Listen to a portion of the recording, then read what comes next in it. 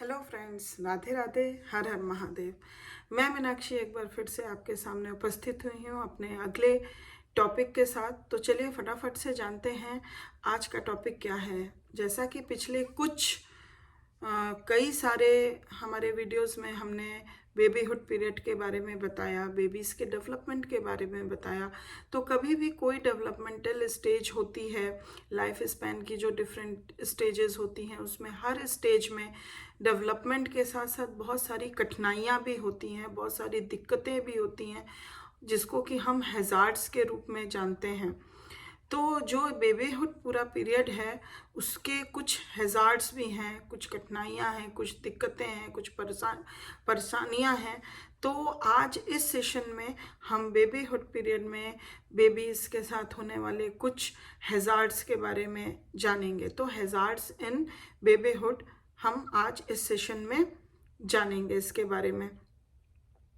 तो मैं आशा करती हूँ कि आप इस वीडियो में एंड तक ज़रूर बने रहेंगे और आपको ये जो भी इन्फॉर्मेशन है बहुत ही रुचिकर लगेगी, बहुत समझ में आएगी कि हाँ किस तरह की कठिनाइयों का सामना इस पीरियड के दौरान बच्चे और उसके घर वालों को फेस करना पड़ सकता है। और अगर आप मेरे चैनल पे नए व्यूअर हैं तो प्लीज़ ज़रूर से जल्दी से सब्सक्राइब कर लीजिए, जिससे हमारा और आपका संपर्क यूं ही बना रहे।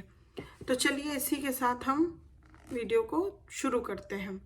Because babyhood is the foundation age, it is an specially hazardous time. जैसा कि हम जानते हैं कि ये जैसा कि पिछले जब इसके हम कई डेवलपमेंट के बारे में जाने तो हम वहाँ देखें कि हर प्रकार के डेवलपमेंट में इट इज़ प्रूवन दैट कि ये जो पीरियड होता है ये एक फाउंडेशन एज होता है, जहाँ पे लेटर ऑन बच्चे के एडजस्टमेंट और किसी भी प्रकार के इन्वायरमेंट को और अच्छा बनाने के लिए, हर तरह के अच्छे डेवलपमेंट के लिए इस स्टेज में बच्चे का फाउंडेशन क्रिएट किया जाता है, ले डाउन होता है। तो इसी वजह से ये टाइम जो है बहुत हैज़ार्डस टाइम भी बोला गया है। द हैज़ार्ड्स में भी फिजिकल, साइकोलॉजिकल और बोथ।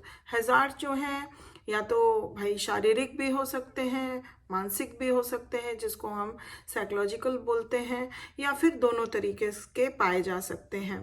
फॉर एग्जाम्पल अगर हम देखें कि excessive crying is both physically and psychologically damaging in the baby and to the home atmosphere. जैसा कि अगर हम एग्जाम्पल के रूप में देखें तो जब बच्चा बहुत एक्सेसिव क्राई करता है तो इसको हम दोनों तरह के सिचुएशन में डाल सकते हैं, जार्ड्स में डाल सकते हैं, चाहे वो फिजिकल हो या साइकोलॉजिकल हो, क्योंकि ये बच्चे के लिए भी और साथ साथ में पूरे होम एटमॉस्फेयर के लिए बहुत डैमेजिंग होता है। It leads to gastrointestinal disturbances, regurgitation of food, night waking and general nervous tension. तो इस तरह की चीज़ें ये डेवलप कर देता है। Further more excessive crying leads to feelings of insecurity which later insecurity which affect the baby's developing personality. तो ये जो है एक तरह से फीलिंग ऑफ इनसिक्योरिटी भी उत्पन्न कर देता है बच्चे के अंदर, और जो उसका डेवलपमेंट पर्सनैलिटी का है वो भी बहुत इफेक्ट होता है, नेगेटिव इफेक्ट होता है उसके पर्सनैलिटी डेवलपमेंट में। In addition excessive crying affects the babies relationships with the parents and other family members unfavourably. जैसा कि पहले भी बहुत सारे उसके डेवलपमेंट में हमने ये देखा था, रिलेशनशिप में हमने देखा था, जब वो वीडियो रिलेशनशिप का मैंने बनाया था तो उसमें मैंने ये बताया था कि जब बच्चा अननेसेसरी एक्सेसिव क्राई करता है तो ये बहुत बड़ा फैक्टर होता है जब उसका अपने पेरेंट्स के साथ और अदर फैमिली मेम्बर्स के साथ अनफेवरेबल रिलेशनशिप डेवलप होने लगता है। This in turn indirectly affects personality development, और इनडायरेक्टली ये बच्चे के पर्सनैलिटी डेवलपमेंट में भी बहुत ज़्यादा हानिकारक साबित होता है। In the first year of babyhood physical hazards tend to be more numerous and more serious than psychological ones, while the reverse is true during the second year. पहले ईयर में बच्चे के ऊपर फिजिकल हैज़ार्ड्स के खतरे ज़्यादा होते हैं, और अगर हम इसके रिवर्ट देखें तो जब बच्चा सेकेंड ईयर की तरफ बढ़ता है तो यही चीज़ उलट जाती है, साइकोलॉजिकल हैज़ार्ड्स ज़्यादा पाए जाते हैं। Both are serious, however, and thus it is important that they be prevented whenever possible, and that everything be done to minimize their severity should they occur. दोनों तरह के हैजार्ड्स, किसी भी प्रकार के हैजार्ड्स अगर हों तो वो हानिकारक ही होते हैं, जिसको हम ज़्यादा बढ़ने ना दें, और हो सके तो जितना हो सके तो उसको हम प्रिवेंट करें। तो अगर हम ये जानकारी हमको नहीं होगी तो हम उसको प्रिवेंट कैसे कर सकते हैं। तो आज इस सेशन में इन चीज़ों के बारे में जानकारी होने के बाद हम बहुत कुछ समझ पाएंगे कि किस तरह से हम फिजिकल और साइकोलॉजिकल हैजार्ड्स को कंट्रोल कर सकते हैं, उसके हार्म से बच्चे को बचा सकते हैं, इवन पूरे फैमिली को बचा सकते हैं। तो आज इस सेशन में हम फिजिकल हैजार्ड्स के बारे में बात करेंगे। तो चलिए सबसे पहले तो ये जान लेते हैं कि फिजिकल हैजार्ड्स बेबीहुड में किन किन तरह के पाए जाते हैं। तो ये बेसिकली आज हम जो फिजिकल हैजार्ड्स बात करेंगे वो 7 तरीकों के हम बात करेंगे। जैसे पहला है mortality, then crib death, illnesses, accidents, malnutrition, foundation of obesity and physiological habits। तो चलिए अब थोड़ा थोड़ा इन सारे जो फिजिकल हैजार्ड्स हैं उनके बारे में थोड़ा डिटेल में जानते हैं। सबसे पहले मोर्टेलिटी की अगर हम बात करें तो मेरिडिथ ने बोला है, रिपोर्ट किया है कि that greater mortality occurs during the first 3 months of babyhood. ज़्यादा जो मोर्टेलिटी पाई गई है वो बेबीहुड के पहले शुरुआती 3 महीने में ज़्यादा पाई गई है then later, with approximately 2/3 of all deaths during the first year of life occurring during the first month। तो पहले ईयर में ज़्यादा मॉर्टेलिटी पाई जाती है, ज़्यादा डेथ्स पाए जाते हैं। During the first year of babyhood, death is usually caused by serious illnesses, while during the second year death is more often due to accidents। अगर हम पहले ईयर में देखें तो डेथ्स का कारण मोस्टली इलनेस पाया गया है, और अगर सेकेंड ईयर की बात करें तो डेथ का कारण जो है वो ज़्यादातर एक्सीडेंट्स के कारण डेथ पाई गई है। थ्रू आउट बेबीहुड मोर बॉयज़ डाई देन गर्ल्स। अगर हम देखें तो ज़्यादा आंकड़ा लड़कों का होता है, बॉयज़ का होता है डेथ का, as compare to girls. Next अगर हम फिजिकल हैजार्ड की बात करें तो वो होता है crib death. Apparently normal, healthy babies are sometimes the victims of sudden and unexpected death, referred to in medical circles as crib death। अगर हम मेडिकल टर्म्स में बात करें तो क्रिब डेथ का मतलब होता है कि अगर एक नॉर्मल और हेल्दी बच्चा भी है लेकिन वो सडनली किसी हम कह सकते हैं सडन और अनएक्सपेक्टेड डेथ का विक्टिम बन सकता है। अचानक से किसी एक्सीडेंट या किसी कंडीशन के कारण उसकी डेथ हो जाती है, तो मेडिकल टर्म में हम उसको क्रिब डेथ बोलते हैं। Usually crib death occurs after a long period of sleep. There is some evidence that is common in babies who experience abnormalities in breathing or who have had some abnormal condition at birth such as jaundice। It is also more common in babies who have had oxygen therapy during the newborn period।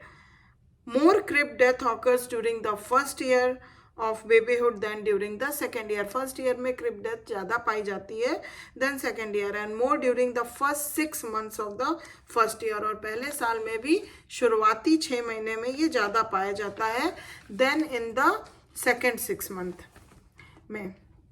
Next आता है illness. While is it true that many deaths during the first few months of postnatal life are due to such illnesses as gastrointestinal or respiratory complications, the number of deaths due to serious illness then declines rapidly because most babies today are given inoculation and vaccinations to immunize them against diseases which in the past often prove to be fatal। तो बहुत सारे जैसे कि gastro intestinal illness हम कह सकते हैं, respiratory problems कह सकते हैं, कॉम्प्लिकेशंस कह सकते हैं, जिसके कारण इस इलनेस के कारण डेथ ज़्यादा पाई जाती थी। लेकिन आज के दौर में अगर हम देखें तो ये डेथ को हम किसी तरह प्रिवेंट, इस इलनेस को हम प्रिवेंट कर सके हैं, जिससे कि बच्चों का अनायास इलनेस के कारण डेथ ना हो और ज़्यादा बड़ा कॉम्प्लिकेशन क्रिएट ना हो।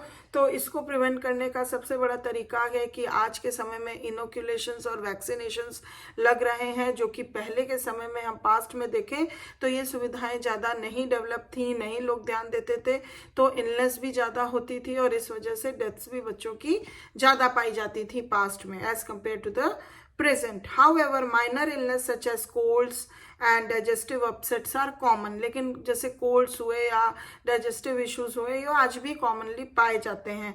Prompt diagnosis and proper medicare can keep this from causing serious harm.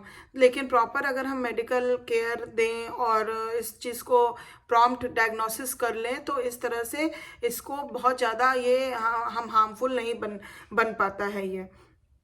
And keep them causing serious harm, but if they are neglected, as frequently happens in case of colds, serious disturbances can develop rapidly, especially ear infection. लेकिन अगर ये neglect किया गया खास करके cold वगैरह तो ये serious disturbance भी पैदा कर सकता है और बच्चे में खास करके ईयर प्रॉब्लम या ईयर डिस्टर्बेंसेस ज़्यादा क्रिएट या ईयर इन्फेक्शन हम कह सकते हैं वो बढ़ने के चांसेस हो जाते हैं. Prolonged illness, even though not terminal, can interfere with the normal growth pattern. अगर ये illness बहुत prolonged हो गई, किसी भी प्रकार की illness अगर बच्चे में है और वो बहुत लंबे समय तक हो गई तो ये बच्चे के एक normal growth pattern में बहुत ज़्यादा interference create करती है और उसके growth को भी stunt कर सकती है. Next है accidents.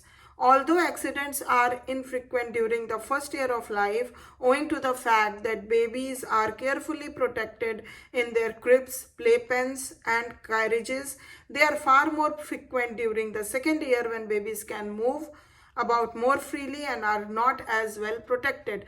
जैसा कि अगर हम एक्सीडेंट्स की बात करें तो फर्स्ट ईयर में एक्सीडेंट्स कम पाए जाते हैं as compare to second year में जब बच्चा होता है. तो फर्स्ट ईयर में इसलिए कि वो बहुत ही वेल प्रोटेक्टेड किया जाता है अपने क्रिब में, प्ले पेन्स में या कैरिजेस में बहुत ही केयरफुली प्रोटेक्टेड रखा जाता है. बच्चा बहुत ज़्यादा मूव नहीं कर सकता है तो उस वजह से उसका प्रोटेक्शन ज़्यादा सिक्योर मतलब वो ज़्यादा सिक्योर रह सकता है, तो एक्सीडेंट से वो प्रिवेंट हो सकता है as compare to the second year. जब बच्चा सेकेंड ईयर में एंटर करता है तो वो फ्रीली इधर उधर मूव करता है और इस वजह से एक्सीडेंट्स के चांसेस जो हैं वो बढ़ जाते हैं. Some babyhood accidents such as bruises and scratches are minor and have no permanent effects. अगर हम कुछ देखें जैसे bruises, scratches पर ये कॉमन है बट ये कोई परमानेंट इफेक्ट नहीं देता है बच्चे के ऊपर. Others such as blows on the head or cuts may be serious enough to leave permanent scars or may even be fatal. लेकिन अगर हम blows हेड पे देखें या कोई कट लग जाना तो ये सब ज़्यादा लंबे समय तक उसका इफेक्ट दे सकते हैं और स्कार्स निशान बन सकते हैं. इवन कभी कभी वो बहुत फेटल भी साबित हो सकते हैं. Even minor accidents however leave psychological scars. अगर देखा जाए तो कभी कभी बहुत छोटे एक्सीडेंट बहुत ज़्यादा साइकोलॉजिकल स्कार्स भी इंसान मेंटली बहुत इफेक्ट करते हैं. Babies are often conditioned to fear situation similar to those in which accidents occur और they develop a generalised timidity as a result of frequent accidents. तो कभी कभी ये किस तरह का साइकोलॉजिकल इफेक्ट देते हैं बेबीज़ के ऊपर कि उस सिचुएशन से बच्चा हमेशा फियर रहता है क्योंकि उसको लगता है कि इसी जगह पे मेरा एक्सीडेंट हुआ था या इस तरह से मुझे ये चीज़ फेस करनी पड़ी थी. तो उस वजह से उसके अंदर एक टिमिडिटी या डर की भावना हमेशा के लिए उत्पन्न हो जाती है. Next come malnutrition. Malnutrition which may come from inadequate food intake or from an unbalanced diet can place havoc not only with physical growth but also with mental development. तो माल न्यूट्रिशन तो हम जैसा जानते हैं कि अगर न्यूट्रिशन की कमी बॉडी में होगी तो बहुत तरह अगर हम अनबैलेंस डाइट खाएंगे तो बहुत तरह का वो हमारे फिजिकल ग्रोथ पे इफेक्ट करेगा. इवन मेंटल डेवलपमेंट में भी उसका गलत प्रभाव पड़ेगा. It not only causes stunted growth but also leads to physical defect such as carious teeth, bowed legs and a tendency to suffer from more or less constant illness. तो malnutrition के होने से हमें कई प्रकार के फिजिकल डिफेक्ट्स उत्पन्न हो सकते हैं बच्चे के अंदर जैसे कि carious teeth, bowed legs and ऐसा टेंडेंसी कि बच्चा बार बार इल हो रहा है, बार बार सिक हो रहा है, और ये मतलब ये स्टंटेड ग्रोथ करता है, उसके साथ साथ ये सारे फिजिकल डिफेक्ट्स भी हम देख सकते हैं। Because the brain grows and develops at such an accelerated rate during babyhood. जैसा कि अगर ब्रेन डेवलपमेंट की बात करें तो बेबीहुड पीरियड में ब्रेन डेवलपमेंट बहुत रैपिडली होता है। It can be seriously impaired by malnutrition. तो इस पीरियड में ब्रेन डेवलपमेंट बहुत तेजी से होता है, तो अगर माल न्यूट्रिशन हुआ तो उसके जो मतलब उसका जो डेवलपमेंट है उसमें इम्पेयरमेंट आ सकता है। The first 2 years of postnatal life have been called the critical period in brain growth because of the marked increase in internal development of the brain cells at this time. As a result, it is the time when the brain is most vulnerable to damage. When brain growth and development are impaired, children do not reach their intellectual potentials. अगर brain growth और development में किसी प्रकार का भी impairment हुआ तो जो बच्चे का इंटेलेक्चुअल लेवल है वो कहीं ना कहीं वो पोटेंशियल पे नहीं पहुंच पाता है, वो प्रॉब्लमेटिक हो जाता है, वो IQ लेवल नहीं डेवलप हो पाती। Even as they grow older they are unable to do the intellectual work that they might have done had malnutrition during the critical period of brain development, not impaired their chances for normal intellectual developments. Next come foundations of obesity. Many parents equate health in babyhood with plumpness and do all they can do to see their babies are chubby. जैसा कि छोटेपन में बच्चे चबीनेस और वो सब देखने के लिए पेरेंट्स बहुत उतावले होते हैं, बहुत उनको अच्छा लगता है, तो वो ये नहीं समझ पाते हैं कि ये प्लम्पनेस या ये चबीनेस आगे चल के किस तरह का बैड इफेक्ट्स दे सकती है। There is evidence that fat babies tend to have obesity problems as they grow older while thin babies do not.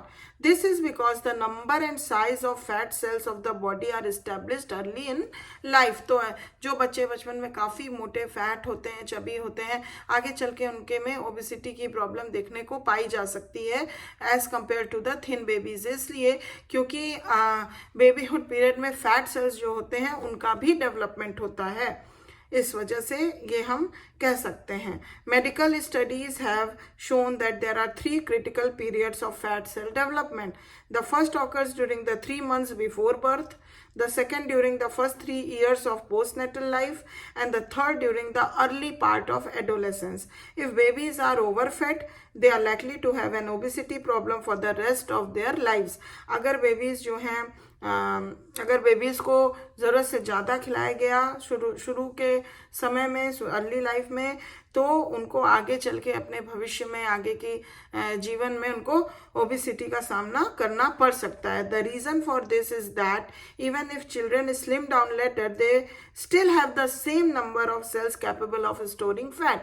आगे चल के अगर ऐसे बच्चे किसी कारण से थिन हो भी जाते हैं तो भी उनके अंदर वो फैट सेल उसी प्रकार से डेवलप बने हुए रहते हैं जिससे कि वो ज़्यादा से ज़्यादा फैट को स्टोर कर सकें। अ built in potential for becoming obese, और ये एक पोटेंशियल उनके अंदर होता है कि जो उनको बार बार ओबिसिटी के तरफ ढकेल सकता है। Similarly babies who are fed large amounts of carbohydrates during this critical period of fat cell development are not only overweight as babies but are more subject to diabetes and heart diseases as they grow older. तो ये obesity की problem के साथ साथ अगर इसको नहीं हम रोकथाम किए तो ये बच्चे में दूसरी कंडीशंस भी डेवलप कर सकता है, जैसे कि diabetes and heart diseases. Bottle fed babies are more likely to be over fed than breast fed babies. Bottle से जो बच्चों को दूध पिलाया जाता है, बॉटल फेड बेबीज जो होते हैं, उनके अंदर ये पाया गया है कि वो ज़्यादा ओवरफेड, एक तरह से ओवरफेड हो जाते हैं as compare to the breast fed babies and thus lay the foundation for obesity problems. Now last but not the least comes the physiological habits, the next physical hazards. The foundations of the important physiological habits like eating, sleeping and eliminating are established during babyhood. ये सारी जो physiological habits हैं, eating, sleeping and eliminating, ये सब babyhood में establish हो जाती हैं, and thus a common physical hazards of this period, और इसीलिए इसको एक common physical hazards इस period का माना गया है, and is the establishment of unfavorable attitudes on the baby's part toward these habits. और कभी कभी ये जो है अनफेवरेबल एटीट्यूड्स बेबीज के अंदर डेवलप कर सकता है टुवर्ड्स दीज हैबिट्स. तो इस तरह से हम देखे हैं कि इस तरह से कई प्रकार के फिजिकल हैजार्ड्स हैं जिसको हमें समझना बहुत ज़रूरी है, और जितना हो सके उससे प्रिवेंट होना ज़रूरी है, बच्चे को प्रिवेंट करना ज़रूरी है, और रोकथाम होना इसका बहुत इम्पोर्टेंट है, जिससे कि बच्चे को किसी प्रकार का या उसके फैमिली को किसी प्रकार के कठिनाइयों का सामना ना करना पड़े. तो मैं आशा करती हूँ कि आपको ये सारी जानकारियाँ काफ़ी पसंद आई होंगी, समझ में आई होंगी. अगर आई हैं तो प्लीज़ एक लाइक ज़रूर दे दीजिए, और अभी तक सब्सक्राइब नहीं किया है तो प्लीज़ सब्सक्राइब करिए. और thanks for watching my video. मैं अपने नेक्स्ट वीडियो में और भी अच्छी टॉपिक्स लेके आऊँगी. तो तब तक के लिए अपना ध्यान रखिए, ख्याल रखिए. Bye bye, take care.